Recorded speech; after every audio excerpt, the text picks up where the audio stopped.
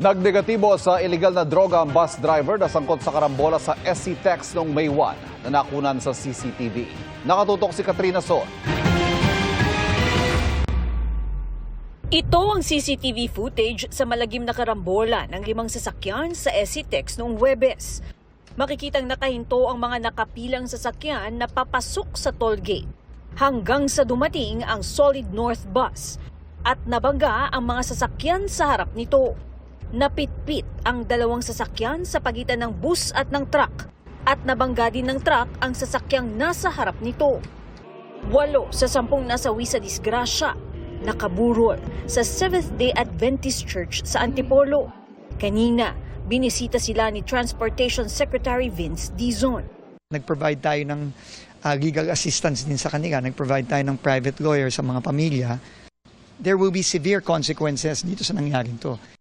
Sinuspende na ang operasyon ng Pangasinan Solid North Transit Inc. simula noong May 2. Bukas, mag-iinspeksyon sa terminal ang DOTR. Sisimula namin bukas na lahat ng 273 buses ng Solid North ay mag-undergo ng strict roadworthiness inspections. Lahat ng driver ng Solid North, dahil sa nangyari ngayon, imamandate namin ang compulsory drug testing. Sumailalim na sa drug test ang driver ng bus at nagnegatibo naman siya sa iligal na droga. Pag-aaralan ng DOTR kung sapat o mahaba ba ang 6 na oras na maximum hour ng pagmamaneho ng bus drivers kada araw. Titignan natin kung matagal ba yun masyado o ano. Kailangan lang naman tignan natin yung international standards. Yun ang susundin natin. Sa May 7, itinakda ang hearing ng LTFRB ukol sa insidente.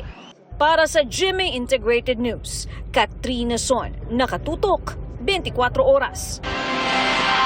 Isang SUV ang sumalpok sa pedicab at Center Island sa Maynila. Ang driver na heat stroke umano. Nakatutok si EJ Gomez. Kuha yan sa kahabaan ng Onyx Street, Barangay 813 sa Paco, Maynila, pasado alas 5 kahapon.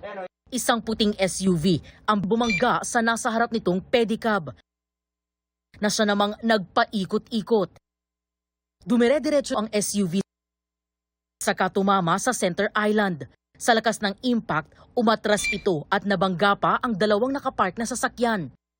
Agad na lumabas ng sasakyan ng mga pasahero ng SUV. Nalaman natin doon sa investigation na yung driver ay nahirapang huminga at eventually nalaman natin na inatake ito ng heat stroke. Nadinala din ito sa hospital kasama na rin yung 2 pasahero niya, yung nanay niya at isa pang pasahero. Lumabas siya agad tapos naghingi siya ng tulong. Hinahawakan niya yung dibdib niya. Yung pasahero niya, nanay niya, yung paa, medyo na-fracture yung paa niya kaya hindi siya masyadong nakatayo. Nagtamo rin ng minor injuries ang driver ng pedicab, gayon din ang 2 pasahero niya. Nakalabas na ng ospital ang mga nasaktan, kabilang ang SUV driver. Initially, kakasuhan itong driver ng SUV ng reckless imprudence resulting in multiple physical injuries and damage to property. Para sa GMA Integrated News, EJ Gomez, nakatutok 24 oras.